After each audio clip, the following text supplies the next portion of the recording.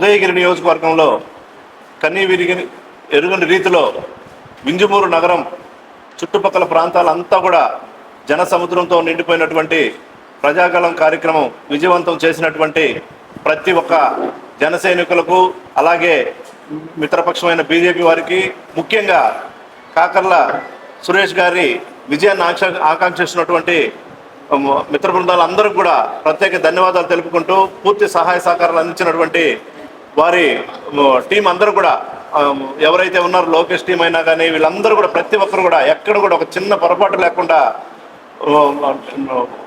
నీళ్లు అందించడం కానీ, ఆహారం అందించడం కానీ, ఎక్కడ చిన్న ఇబ్బందులు కలగకుండా సుమారు 40,000 మందిని ఈ వింజమూరు నగరంలో, ఈ చిన్న పట్టణంలోనే ఇంతమందిని జనసమీకరించినటువంటి ప్రతి ఒక్క టీంకి ధన్యవాదాలు తెలుపుకుంటూ, రాబోయే రోజుల్లో జనసేన అలాగే బీజేపీ పార్టీ ఉమ్మడి అభ్యర్థి అయినటువంటి టీడీపీ అభ్యర్థి అయినటువంటి కాకర్ల సురేష్ గారి అదే 40,000 మెజార్టీతో ఈ ఉదయగిరి నియోజకవర్గం నుంచి విజయపథం వరకు నడిపించేందుకు అందరూ సాయశక్తులు కృషి చేసేందుకు సిద్ధంగా ఉన్నామని తెలియజేసుకుంటూ, మొన్న సహకరించినటువంటి ప్రతి ఒక్కరికి ధన్యవాదాలు తెలుపుకుంటున్నాం.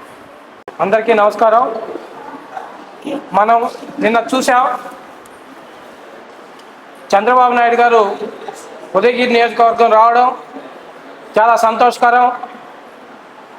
మన కాకర్ల సురేష్ గారి ఆధ్వర్యంలో ప్రజాగళం ఎంత సక్సెస్గా అయిందో మనం అందరం చూసాం.